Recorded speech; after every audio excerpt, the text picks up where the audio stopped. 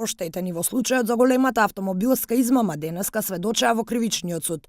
Двајца од 18 оштетени пред судијата кажаа дека осомничениот Авди Лимони не им ги исплатил парите за автомобилите, иако имале купопродажен договор. Според обвинението, во периодот од мај до јули 2018, обвинетиот Авди Лимони од Скопје ги довел во заблуда и измамил 18 граѓани.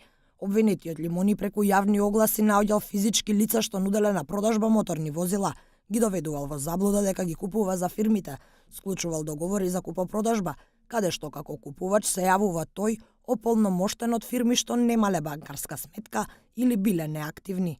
Како што дознава Еден ТВ, купопродажбата на автомобилите на измамените граѓани продолжува и натаму, иако во моментов постои забрана за управување и отуѓување со што е забранета и регистрација на возилата.